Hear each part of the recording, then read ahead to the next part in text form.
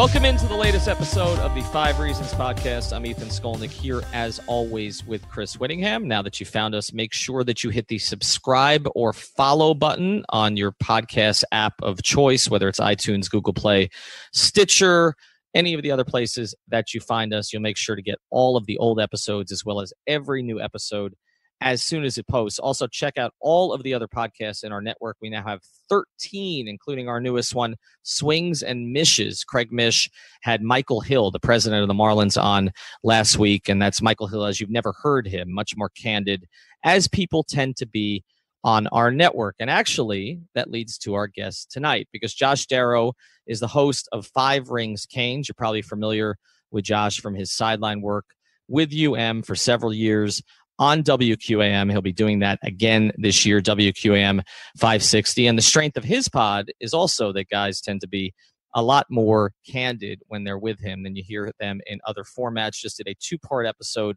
with Manny Diaz that you should definitely check out. And Josh, what I want to do with you today, though, is rather than the storytelling, I know you've done a lot of that on the pod. I know that's what you want to do with the pod. You want to kind of bring out people's personalities, former players, current players, coaches, etc. But we want to analyze the team a little bit with you here. And you have had an opportunity to get out to practice.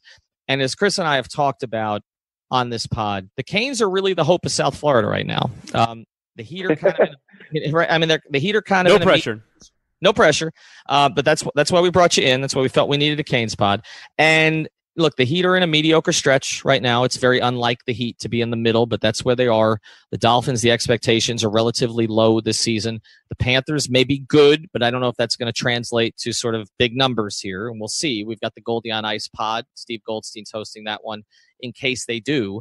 And then the Marlins, as Craig has talked about honestly on his pod, are in a big-time rebuilding project that's going to take probably 3 or 4 years to really pay dividends. So the team that's best poised to do something significant right now is the Canes. And before we get into our topic with you here, which is 5 guys that you think are keys to this season and then 5 freshmen who may be keys in the future, what's your overall expectation for this team this season? I think Miami, first of all, I appreciate you guys having me. It's fun to be on here, and it's fun to be a part of this whole network. It's been a great journey, even in a short period of time for me.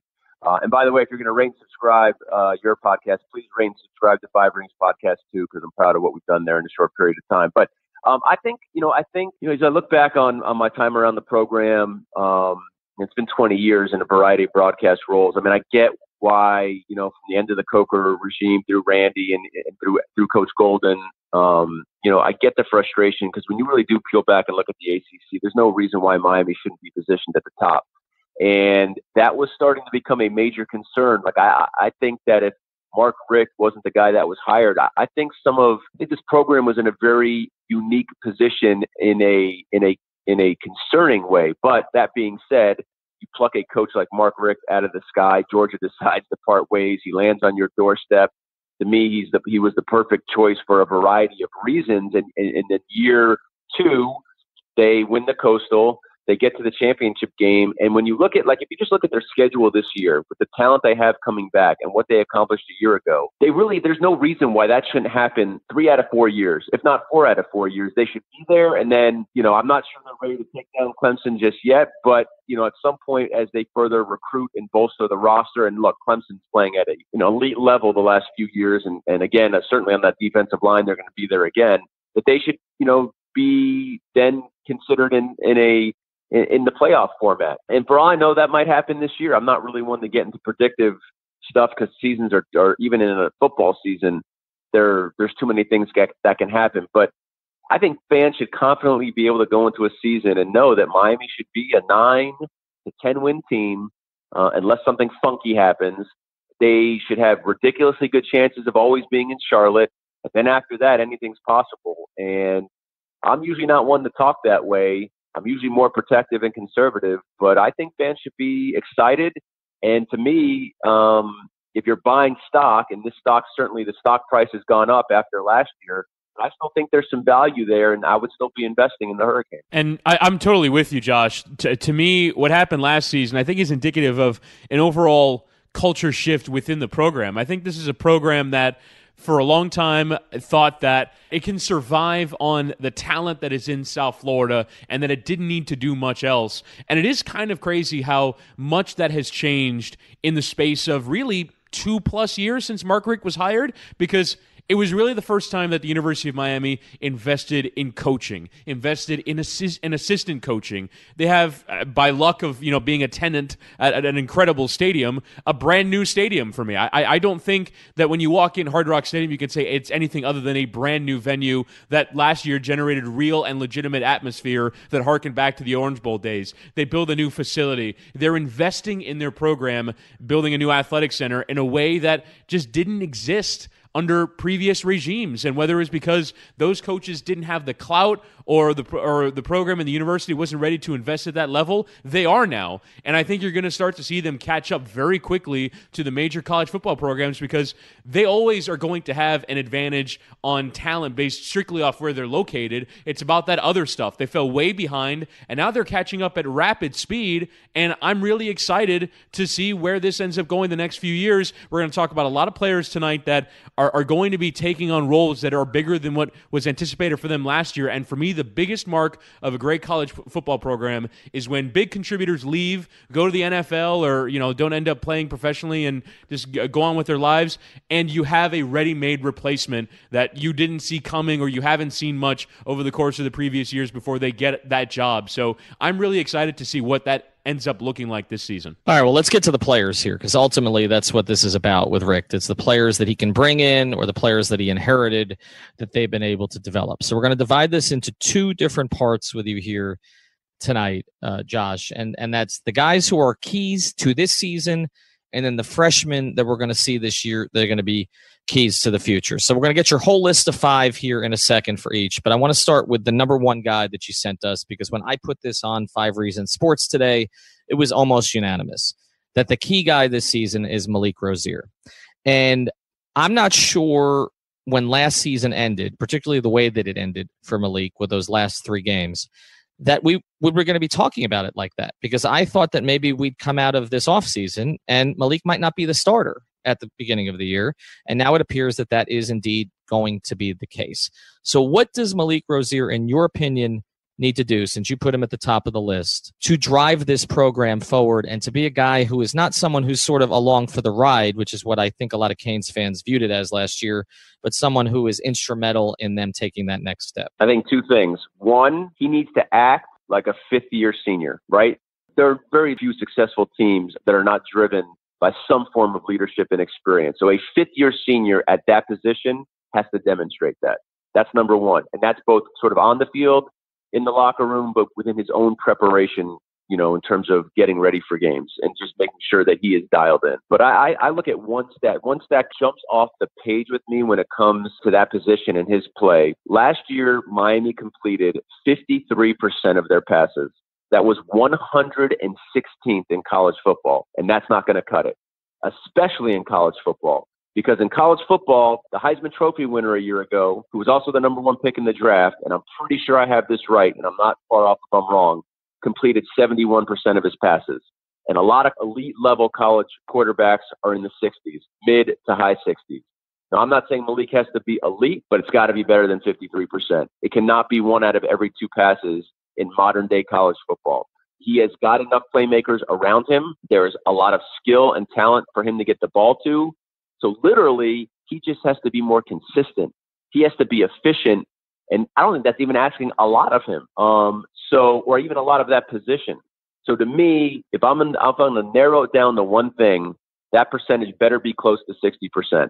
And I think if it is, Miami's got a great chance. It cannot sit at 53%. And also the interceptions have to come down. 14 is too many, because too many sort of missed opportunities to stay on the field with a lower completion percentage, and then 14 turnovers means you're giving the ball away, and so you're just losing opportunities to score, and you're hurting yourself by not executing well. So to me, that's it in a nutshell with him, man. You got to complete more passes. It's very simple.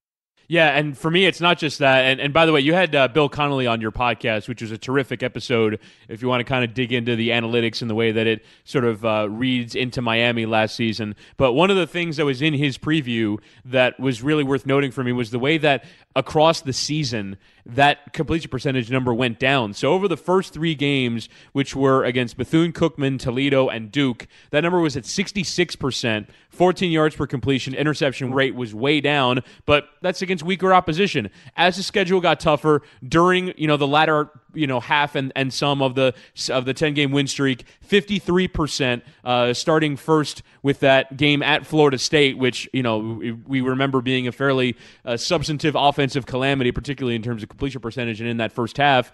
And then the next 7 games, it was 7 victories, but 53%. The interception rate climbs, and then over the 3 losses, Rozier completes 45% of his passes. So when the season went poorly, it was on his shoulders, literally. And it's not just about completion percentage going up; it's about accuracy. And it's not. And even if you complete passes, they're not necessarily accurate. We saw a number of times where receiver screens were thrown at the feet of receivers, and that slows down yards after catch. There are areas where I think the University of Miami, their biggest problem last year on offense was the inability to engineer drives that didn't involve big plays. And as we carry on in this podcast talking about receivers, talking about tight ends, that's going to be a theme because I don't think that Malik Rozier did enough to engineer drives with his accuracy, and a combination of the running game setting things up, targets needing to improve, and Rozier needing to improve are going to go a long way in determining whether or not Miami can get better in that area. Yeah, I would agree with just about everything you said, but the one small sort of pass, for lack of a better word, I'll give him is those last 3 games, no Mark Walton, no Amon Richards, no Chris Herndon. So that's really, you're taking 3 of his best offensive weapons off his team, which doesn't excuse accuracy, but I think performance would suffer somewhat from an overall offensive standpoint without those 3 guys, and it showed. That being said, I talked to Coach John Rick, the quarterback coach. They had like a media day, and he said exactly what you observed, which is, and I think there are some of the finer elements of analyzing football, is forget completion percentage. They judge accuracy, right? Even if a receiver drops the ball, if Malik throws an accurate pass, that's a plus for him and negative for the receiver, but his accuracy has to improve. And the one thing that Bill Connolly talked about, see, I've always been a big play guy. I've always been a how do you make the game easier kind of guy. So to me, big plays make the game easier because it negates having to engineer drives. Turnovers make the game easier because you possess the ball more. Big plays on special teams make the game easier, because generally if you have a block, a kick, or a return or something like that, your percentages go up. But the number one stat that Bill Connolly has devised over 10 years or so of doing the analytics is success rate or efficiency, which means methodically always moving the ball for positive chunks of yards. And Miami statistically was not good there. Chris, you mentioned that already with the inability of Miami at times to engineer drives. But I do think now they've got better weapons on this team. They are completely deeper at 2 of the 3 positions, if not all 3 of your skill positions, tight end, receiver, and the running back room is completely different than a year ago.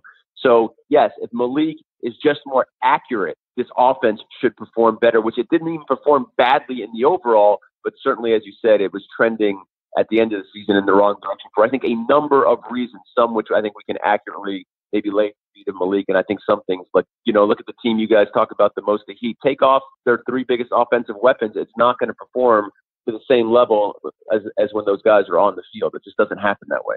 Yeah, I don't even know who their 3 biggest offensive weapons are at this point. So that's part of the problem. We'll be back with Josh Darrow here in a second, but I want to tell you about our second ever 5 Reasons Sports Watch Party. This time, it's not a preseason game. It's a big game. We're going to be all at Uncle Al's Sports Cafe. Now, this is a location in Sunrise. This is a new location. They've had a location in Weston for quite a long time. We'll be posting details, the address, all that good stuff at 5 Reasons Sports on Twitter, also on Facebook, 5 Reasons Sports Network. We're going to be there around 6:45 on September 2nd for the LSU Miami game. This is free. We've got a ton of TVs there.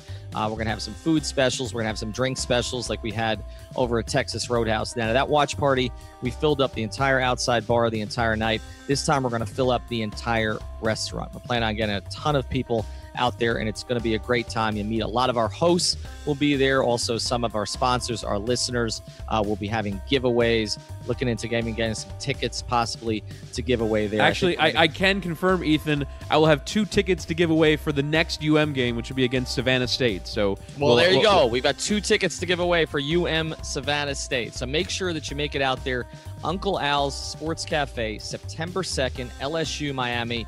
Get there anytime after about 6:45. We will be there all night. And now, back to the episode.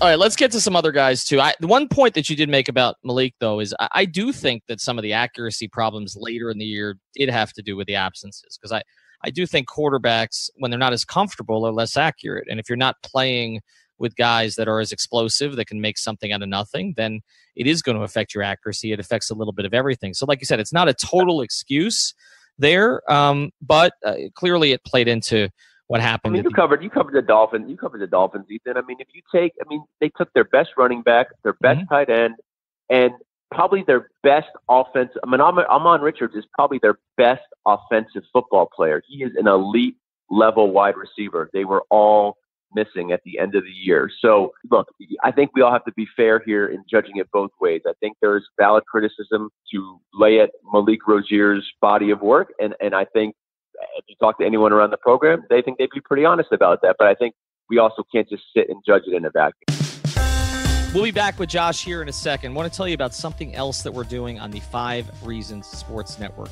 If you've been following us, you know that we now have 13 podcasts in the network. Just added Swings and Mishes. That's our baseball podcast with Craig Mish. Those are all full free podcasts. They all have their separate feeds. If you type in 5 Reasons into your podcast provider, you will find all of our podcasts. But we want to give you a little bit more. We want to do this for really our special listeners who are into everything that we do. And it's our patron feed. You got to check it out. Basically, I tweet this out from @5ReasonsSports. It's on Podbean. It's on our feed on Podbean. Basically, for $5 a month, you get access to a ton of extra content. Now, that's extra content from the 13 podcasts on our network, but it's also developing concepts, things that we want to build out so that we can give you even more. So we've got a boxing concept on there. We've got a bunch of commentaries, and we're going to be offering school-specific podcasts for college football. Coming up this week, we're going to have the War on I-4 podcast for anybody who's a fan of UCF or USF. We've got a bunch of guys in our network who went to those schools, and they're going to be battling it out. We're also looking at some of the other local schools. We got a concept on there called Chick Chat.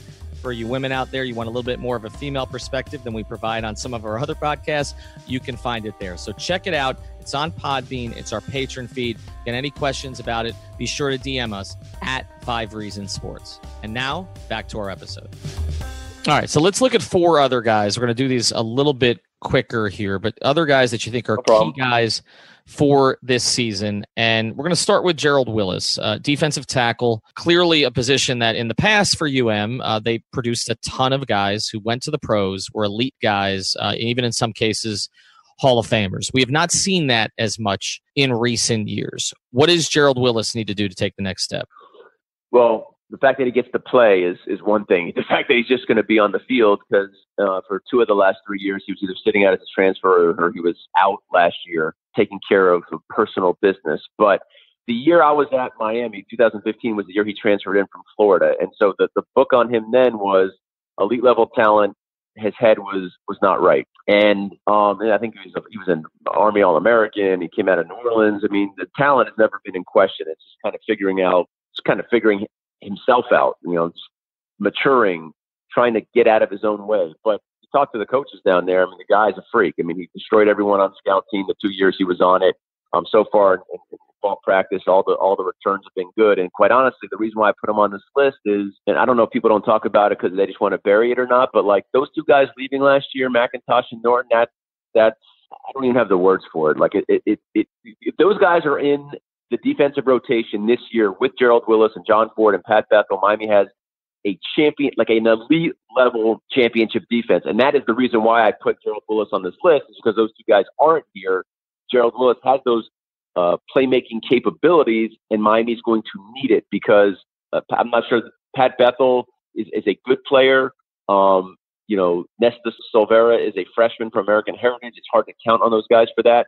John Ford is in year 2, and they're also counting on a transfer from Illinois, who so far the word's been pretty good on him. But if the guy who has the most talent, who can be the most disruptive, and by the way, Manny Diaz's defense is premised on being disruptive, on playing behind the line of scrimmage, of putting the opposing offense in bad position. That guy is Gerald Willis.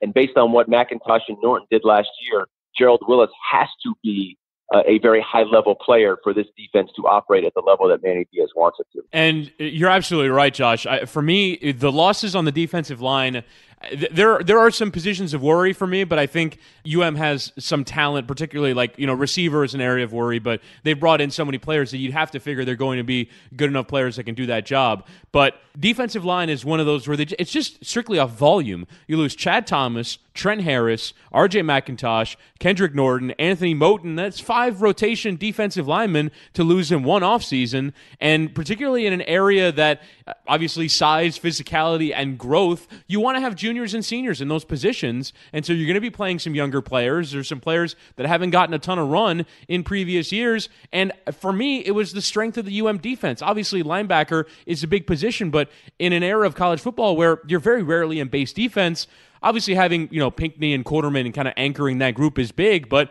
it's really about, can you get pressure and can you cover in the secondary? And those are the 2 areas for me where I'm concerned right now about the University of Miami. I think they'll always have edge rushers, and the edge rushing will be quality for me even this year, but it's up the middle. They stopped the run at big times last year. You can look no further than when they slaughtered Notre Dame and shut down one of the best running backs in the country, and Josh Adams, who's a terrific player, and I was really scared of going into the game, and I thought wouldn't be able to cope with him, and they did, and they totally shut him down. And I don't know if they have the personnel to go again in that area. All right, I want to touch on a couple of offensive players that you have on the list here, and I was kind of surprised by an offensive player that was not on the list, actually, Josh.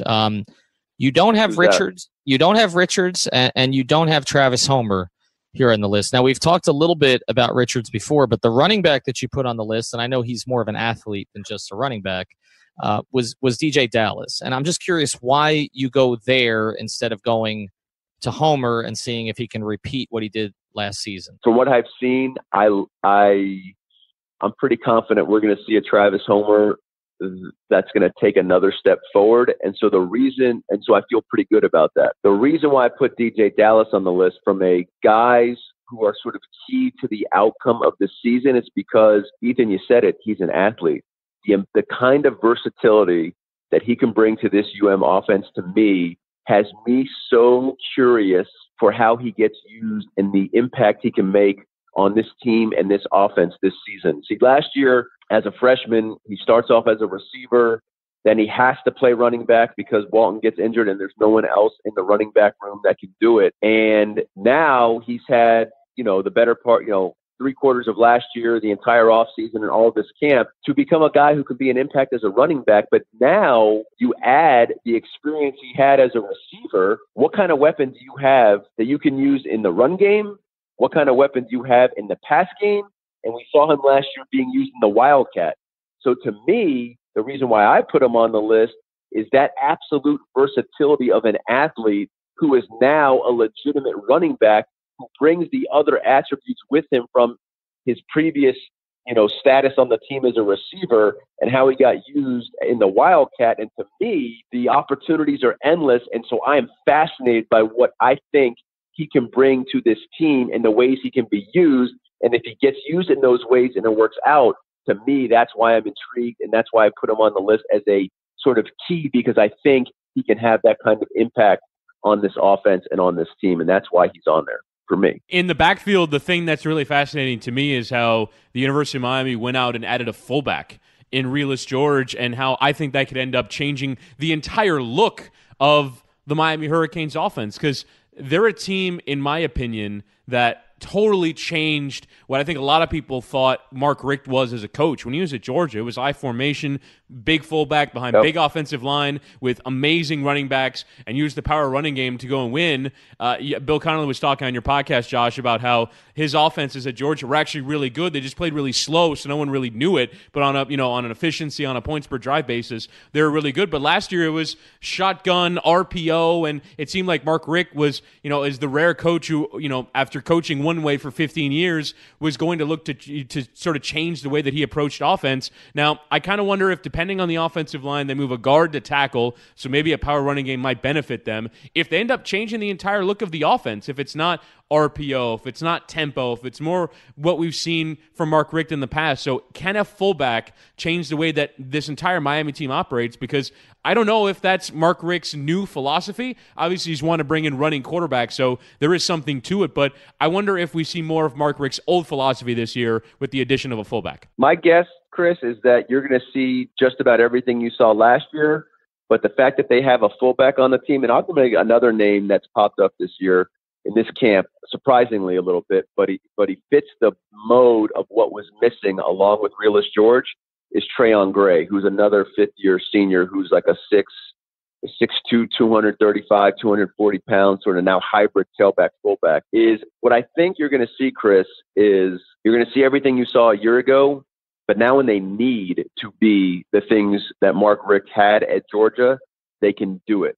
And they can do it with Realist George as a fullback. Because if you go back to Bill Connolly, and this was something I would look at last year, he's got, I think the stat is like power stuff rate, which essentially is, it's like third and fourth downs, essentially, 2 yards or less, something like that, basically. Or runs where, you're no gainer behind the line of scrimmage. And Miami did not rank very well in those categories.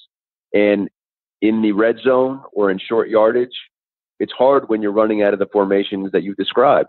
So now I think you have again, just like DeeJay Dallas, you have flexibility in your call sheet. You have flexibility in your personnel. And I think that's why he was added. And I think that's why the coaches have talked about Trayon Gray, because I think there's an element of physicality that has been added to this offense. So I'm not sure you're going to see a shift. I think you're just going to see the ability to expand and have the ability to go to what a jumbo, lineup, or have more force in your backfield, whichever way he decides to go or do, he now has those options, and I think that should benefit them, obviously, if they can execute. Josh Darrow here, host of the Five Rings podcast, where it's always a cane sting on the 5 Reasons Sports Network. What are we about? Pretty easy. I want to tell stories, and I want to share the journey for the players and coaches, past and present, affiliated with the University of Miami. Take Manny Diaz. He grew up in Miami. He grew up going to the Orange Bowl. It was all those 1980s teams. That's where it all started for me, and just the style of play, and really it really took hold when Jimmy Johnson was here, and sitting there in the Orange Bowl in '86 when we were whipping Oklahoma, and just just speed and then violence. We're not only Nebraska was a changing of college football. It's those kind of memories we want to share with you. Listen, subscribe, rate, review. We appreciate the support. The 5 Rings podcast, where it's always a cane sting, and we're always a part of the 5 Reasons Sports Network. All right. Now, other offensive guys that you named here, and you cheated a little bit because I asked you for 5. You actually gave me 6 because you got 2 at the same position. Well, there's a positional. It's a positional. I see. It's one. It's 1A, 1B. It's one group. All right, so let's get to that group, because as we've seen, the tight end position, unlike the defensive tackle position, the Canes have continued to produce guys over recent years, and now they've got 2 elite prospect types at the tight end spot. So which of those 2 guys, both of which you named here on the list, do you think emerges as the top guy this season? I mean, I don't know which one is the top guy, because they've both done pretty well. And even going back to the spring, there was a definite vibe and a murmur about these 2 guys. Like these are 2 guys that have came in with legit billing, legit hype. They are talented, and I think they're both going to play. So I don't know if it's going to be one or the other. They're going to be used in different ways. But even going back to the spring, people are talking about them, and in the fall, people have continued to talk about them. And the reason why they're on the list, they might have been on the list anyways, but the thing that probably most propelled them onto the list is when Michael Irvin Jr. and Michael Irvin II got hurt, which these guys might have. Now, he was apparently having a good camp, according to the staff, but these guys might have emerged regardless. But now they have to, because there's no one else, and now it's just a matter of them living up to everything that people want them to be. And the good thing is, I love the tight end position. I love the tight end position in college football. Certainly, we've seen how the tight end position has impacted the NFL. Miami's been a very good tight end school over the years. And so now they've got two more guys who are legitimate talents who should be able to help this offense. To what level they do, I don't know. I'm always wary of putting that kind of, who cares what kind of pressure I put on there? But who am I? But, I'm always wary of putting that kind of focus on freshmen because they're still freshmen and the game's still new and there's still so much to learn. And to me, the game is so much more nuanced than anyone ever gives it credit for. But I think when you're looking at skill positions, the freshmen have the greatest chance to succeed.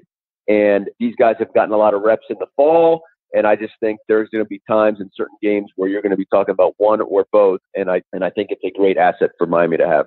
And this is where the recruiting element of what we were talking about earlier, where it's about replenishing positions for key contributors. And I think Chris Herndon might have been the most underrated Miami Hurricane last year. I think, particularly towards the end of the season, and then obviously you saw in the ACC championship game how big not having him was. But in terms of as a target, I don't think that there was a player who was more reliable on major downs, on third and fourth down, where if you're saying we need a completion, we need to get 7 yards, who do you go to on the team? With Amon Richards not having a healthy season, I think Chris Herndon was far and away. Now, Darrell Langham ended up having 2 of the biggest catches of the season, but I think Chris Herndon was far and away the reliable target in those situations. And so it is going to be on the recruiting, and they did a brilliant job by the star system in getting Brevin Jordan and Will Mallory, 2 of the top 3 tight ends in the country to come to Miami. But again, it's converting on those players and that promise, and Michael Irvin II gives them the opportunity to do it from opening day. So this is another area where the Hurricanes, you can say they have a question, what do they have at tight end, but they can very quickly solve it and make it a strength of the team. So reliability, I think, is going to be... Honestly, Chris, I don't think it's that big of a question. And I know, again, that goes against how I look at trying to position freshmen. So I'm not saying they're going to be like APL Americans this year, but I don't think it's that much of a question. I think these guys, they're going to be playing from day one, and I think Hurricane fans are going to be happy with them. I really do. Now, maybe something from a freshman standpoint comes up. Again, predictively, you never know, but I don't think it's as big of a question as maybe some might think it is. I think these guys are pretty damn good. All right, well, you gave us one more offensive guy here as your key guys for the season, and this was a guy who we talk about. You talk about the plays that Langham made, the plays that Herndon's made for them, but Jeff Thomas made a ton of big plays for this team last season, and he gives them that element that the great Canes teams have always had, which is the guy who could basically just flat out beat a corner and change the the field position, change the entire complexion of the game. How will they use Jeff Thomas? Will it be any different than they used him last season? I think you're exactly right, Ethan. I think the reason why he's on the list for me is he's not a freshman now. So this again now, how I was just talking about the freshmen, before in the tight ends, and I don't like to really, I don't like to rely on them, I guess, to have that kind of impact. Although with those tight ends, I think it might be a special case. But Jeff Thomas is now year 2. He got to play year 1. He's been in the weight room. He's been in the film room. He's been under Ron Dugan's guidance. And so it's hard to play fast sometimes when you're young because you don't always know where you're going or what you're doing. But, once you are comfortable in scheme, comfortable in role, comfortable in, you've been taught, you've been developed. I talked to Jeff Thomas at the little media get together, and it's, he was still learning, one of the big focuses of the offseason was still catching with his hands because he was a body catcher in high school. Just things that people don't think about. So all of those, his footwork, his ability to get off the line of scrimmage, his strength. He came in, he was, he hadn't really touched weights when he was in high school. So to me, all those things are now behind him, so to speak. And now that should allow his speed to flourish. And he's like an elite level athlete. He's a game breaker. And I had guys last year. So there are 2 guys that were on the staff last year. One guy is still on the staff. They were like the behind the scenes QC, GA type guys. One was a high school coach down here at Southridge. The other played high school football here. I think he played at Northwestern. I remember we were talking to them earlier in the season, and I was talking about guys, and they were talking about Jeff Thomas being ridiculously fast. And the only reason why I bring it up is when you have 2 guys from South Florida who either played down here or coach down here talking about a guy from St. Louis who is ridiculously fast, that means that guy is ridiculously fast. And they have seen as much speed as anybody come through this area because this area produces those kind of athletes. So the reason why he's on the list is because I think he can flourish and let his athleticism flourish because I think he's a more refined wide receiver. And also Braxton Berrios is gone, right? You add him to Amon Richards. You add him to the other receivers who are on this team who I think can contribute. And I think that, and you add those tight ends and you add the running game, the matchups I think can favor him. And he's got the elite level speed to be a big play guy. And I think we're going to see more of that this year. I think it should take it up even another notch. So that should maybe make it easier for Malik Rozier. Like I said, I'm more of a big play guy because, 80 yards one play is easier than 10 yards, 80 yards in 10 plays. And I think Jeff Thomas gives him that kind of ability. And I'm glad you mentioned Braxton Berrios before I get a barrage of tweets about reliable receivers, because I genuinely forgot Braxton Berrios for a second, because he was no doubt as reliable, if not more reliable, than Chris Herndon. But we'll carry on. But I think we talked about earlier Malik Rozier's accuracy issues, but the one thing that offense did very well was generate big plays, whether on the ground or through the air. When they needed to summon something, it seemed like more often than not they did. And if Malik Rozier is not going to improve in the area of completion percentage and engineering drives, well, they're going to need to generate a lot of big plays again. And while it can be hard to do it on a consistent basis, having the fastest guy on the field is one way to go and do it. And I think it's going to be on both Thomas and Mike Harley to get that job done as big playmakers, because I do think that there will still be a major element of this Canes offense. I don't think you're ever going to get Malik Rozier to be Baker Mayfield and complete more than 70% of his passes over 2 years. No. You're going to need to generate big plays, and those guys are going to be the ones that have to do it. But now, going back to something you said, which is very astute, is take Jeff Thomas, and we always think a big play is 70 yards over the top. But in college football, we also know the way modern day college football offenses are. Bubbles, quick screens, and then he breaks one tackle and takes it to the house. Well, accuracy, catchable balls, which you alluded to, John Ricks alluded to, get the ball in Jeff Thomas's hands, and that's also why I put DeeJay Dallas on the list. But get the ball in Jeff Thomas's hands. Let him go make plays. Let him use his speed. So whichever way it happens, I just think he's in a better position because he's in year 2 and he's not a freshman anymore. He's in a better position to use his speed this year because of everything he went through last year. And I think whether Malik's completing 55% of his passes or it's just like last year, that what he brings to this offense, to me, is an element I'm in love with because I like players who simplify the game, and he's got the attribute that allows that to happen. Hey, this is Gary and Thorne, host of Fantasy on 5 on the 5 Reasons Sports Network. Draft season is growing ever closer on the fantasy football calendar, and we are preparing you twice a week, Tuesdays and Thursdays, for those big drafts. If you weren't listening to the show this week, here's what you missed. Jackson is a complete bust. He's a fade. I wouldn't even think about him. He's one of those guys that I would only play in DFS and maybe take a flyer in a standard league if he continued to drop down the board come draft day. I want the upside of the young, fresh, talented Godwin who's got some hands. Again, check out Fantasy on 5 with myself and David Ganos every Tuesday and Thursday on the 5 Reasons Sports Network. All right, so we talk about the key returning guys this season, and you mixed a couple of freshman guys in there also. But let's go through 5 other freshmen. We're going to do these right off the top. We're gonna do 6 because I left one out, so we're gonna go 6. And we can make it as quick as you want. This is 5 reasons. It's the 6 reasons. It's the 6 Reasons Sports Network. I apologize. Well, maybe we'll make it 6 rings. Actually, when you made that announcement of the name, the 5 Rings Canes, there were people who were upset because they said you were not being optimistic enough about what might happen.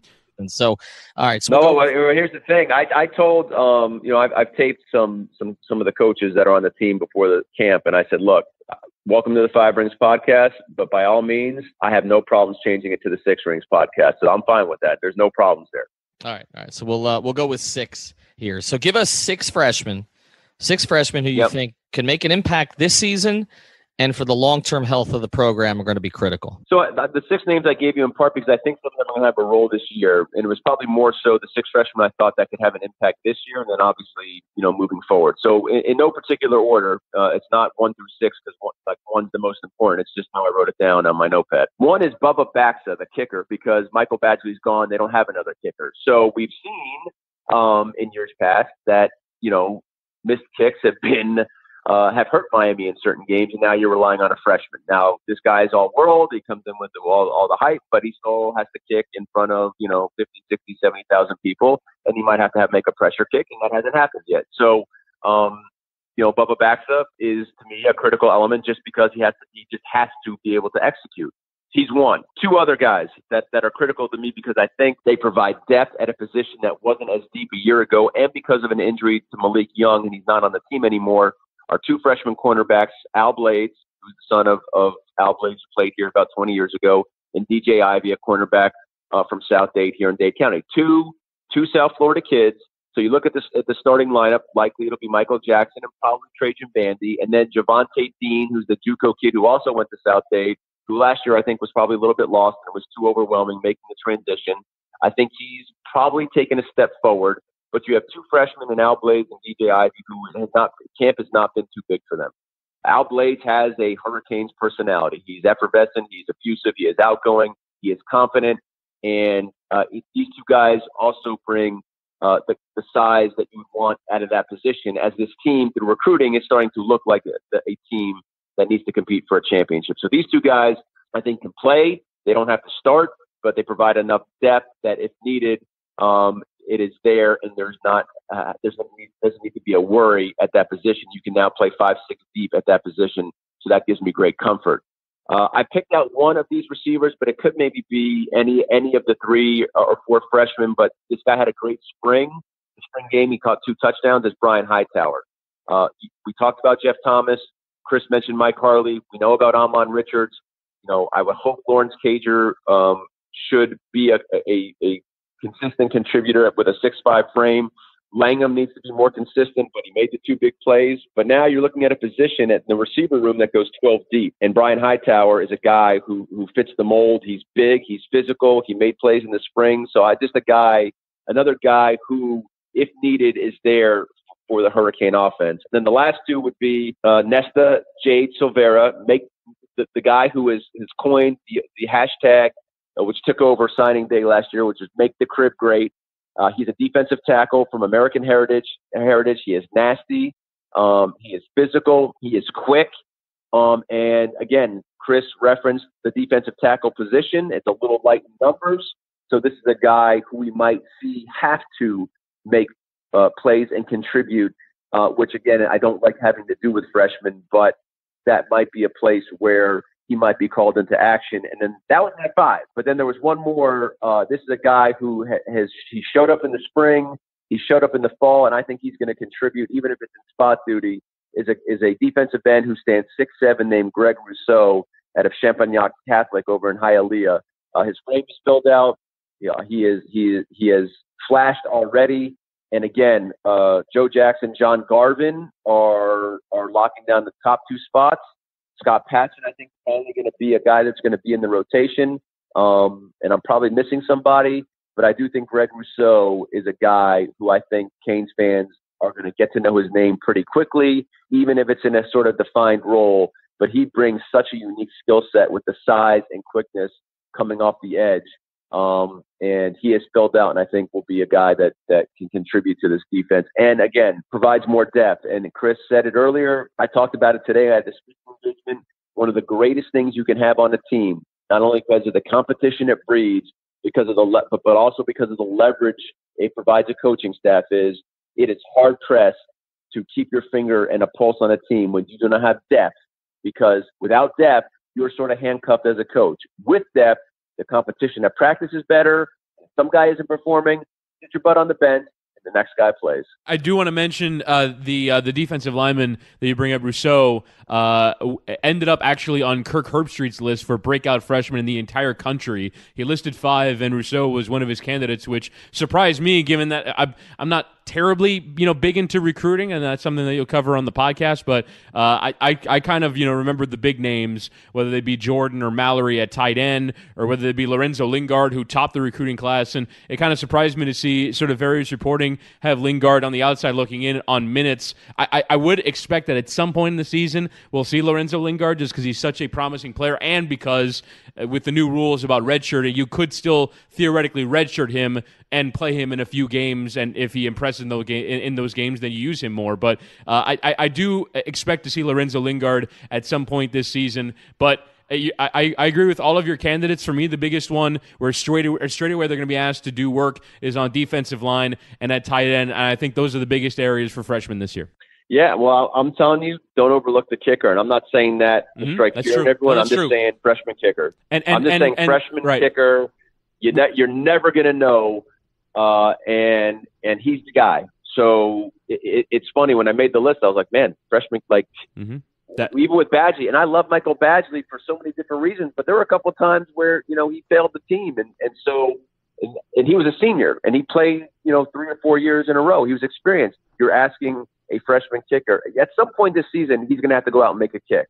And he might make it, he may not. It's just, you're sticking a freshman kicker out there. So, he's just on my list. I feel like it's going to come up at some point. No, I'm totally with you. We saw the effects of freshman punter last year. I don't think Zach Fiegels had a good year whatsoever, and it can certainly happen that you have a disaster at kicker and you can't trust, and you're going for it on fourth down more, and you don't feel confident when you have to send your kicking team out there, and that can be debilitating to any football team, but especially in college football where #college kickers is a thing.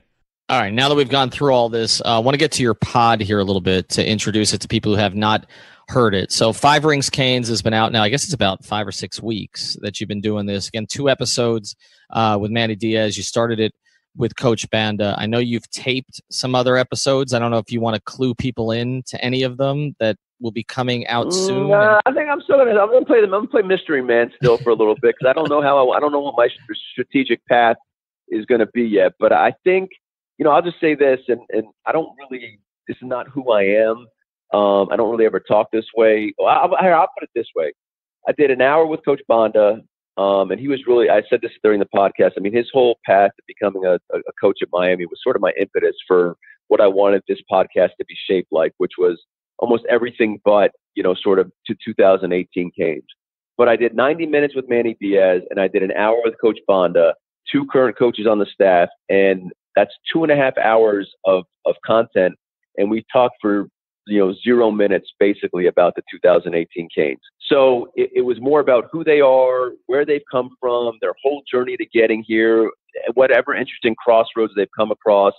And it's not that we're not going to talk about the 2018 Canes, and I'm not against doing it, but, if you look at the media landscape, that will happen enough.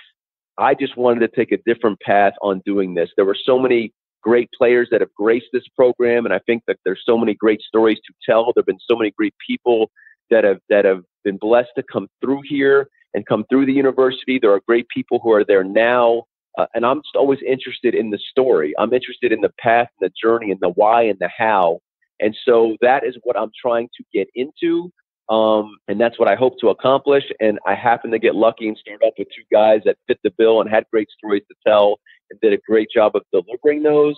But that's really what my goal is. And there are so many great people and so many great names. There's names we know. There's some names we don't. I don't say we don't know, but they're not always the Hall of Famers and the NFL guys and all the All Pros and and all those guys that I want to try and talk to. And then there's going to be guys on this team that I want to do that with too. And there's broadcasters that cover our team that we, in my role as a sideline reporter, that now that Miami is sort of back on the national stage, that I'll cross paths with, and we'll do that. And so that's what I want this podcast to be about, because I feel like the other stuff can be had in other places. But, Joe Z and Don Bailey Jr., they're going to be on the podcast next week, because those guys know as much as anybody, and it's a big game, and it's LSU in the start of the season. So, we'll get those guys on. It's not going to be a weekly thing. That's not going to be sort of the backdrop for the podcast.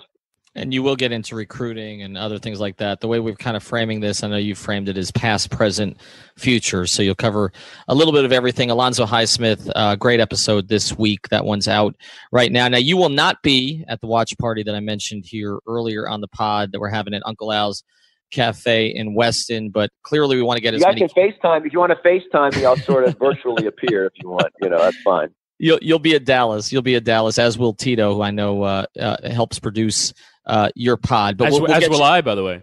Actually, all three of you guys will be out there, right? We'll FaceTime with all of you to the party, but we want to get as many Canes fans out there as possible. It's going to be September 2nd. Get there around 7 o'clock. This is the new Uncle Al's Sports Cafe in Sunrise. There is a location in Weston that's been there for about 20 years, but this is a new location. It's on Sunset Strip near Nob Hill. We'll be posting a lot about that on 5 Reasons Sports. Also, 5 Rings Canes. So it'll be a watch party with drink and food specials, and obviously we will have the game on. They've got about 25 TVs there, and they'll all be blasting. So come hang out with our hosts, and we'll FaceTime with the 5 Rings Canes hosts. Anyway, check out 5 Rings Canes. Make sure that you rate, you subscribe, you review, you do all that stuff, because we got big plans for it through the season and after that. Josh, thanks for joining us. Hopefully we can do this again with you during the season.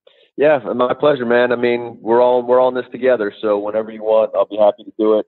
I found my cocoon in the building where I can go and talk and project and not wake my kids up, so we're good.